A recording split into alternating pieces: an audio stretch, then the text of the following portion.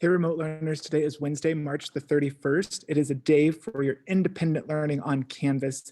You'll still have morning meeting that you're in now, an afternoon meeting, but we hope that you are learning throughout the day on Canvas, hopefully away from a screen. So we're excited for you to continue with Finding Langston. Mrs. Hamey is our reader today. Thank you for reading, Mrs. Hamey. We're ready for chapter 8, and your activity for chapter 8 is doing a comparison or a contrast based on the weekends that Langston has and then your weekends. So I know Wednesday is kind of more like maybe an open time of learning, but think through what your weekends are like and how those compare to what Langston does on his weekends. See if you can find some things that are the same and some things that are different so you can compare and contrast that. So thank you so much for being an awesome reader through chapter 8. And I also wanted to share, I had a quick interview with one of our first grade teachers, Mrs. Dempsey, and you'll see this one here. So enjoy.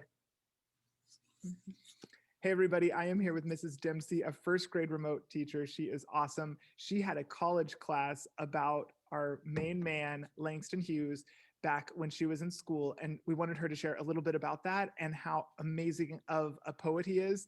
She's also going to share one poem and I'll share one. So take it away, Mrs. Dempsey. All right. Hi, everybody. As Dr. Shiver said, I took a class on Langston Hughes when I was in college.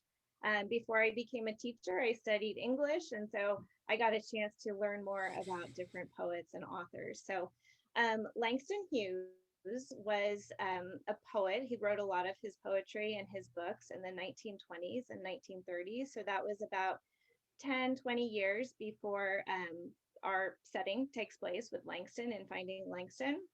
So yeah, so he was an established poet and author, and perhaps, as we just read in chapter 7, maybe his mother was familiar with Langston Hughes, since Langston has the same name. But the Langston Hughes, the poet, he actually lived several places in the Midwest. So he actually lived in Lawrence, Kansas at one point, and many other places in our area. He was born in Missouri as well. So um, he then eventually, as he got older, he traveled to New York City, and he was part of a group of authors, poets, musicians that were all part of the Harlem Renaissance. They lived in the neighborhood of Harlem, which is primarily a neighborhood with Black people. So, at that time, they were.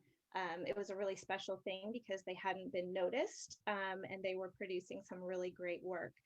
Um, so he wrote a lot of wonderful poetry for adults, talked about his struggles, but also celebrated a lot of things related to who he is or who he was, and where he came from, and all of those special things. So he did write poetry for children as well. So Dr. Shivers has a poem to read, and then I'm going to be reading a poem that he wrote for children. Sweet.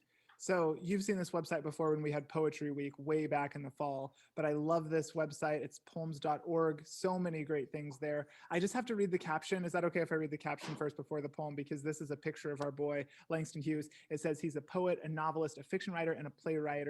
Langston Hughes is known for his insightful, colorful portraits of Black life in America from the 1920s through the 60s, and was an important in shaping the artistic contributions of the Harlem Renaissance, just like Mrs. Dempsey was sharing about. So right on to see what a cool opportunity it is. So the poem I wanted to share is one of my favorites. It's called Dreams, and here it is. Hold fast to dreams, for if dreams die, life is a broken-winged bird that cannot fly. Hold fast to dreams, for when dreams go, life is a barren field frozen with snow. So lots to consider and think about. I love the imagery of what it's like to not have dreams. And we want to fill you, my remote learning friends, with the biggest dreams possible for you to not have this example, but more of the positive. So really great imagery and examples here from our boy Langston Hughes. So will you share yours now with us, Mrs. Dempsey?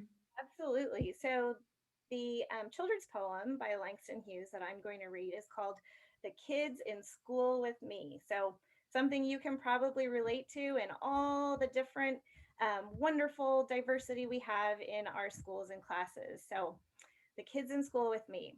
When I studied my ABCs and learned arithmetic, I also learned in public school what makes America tick.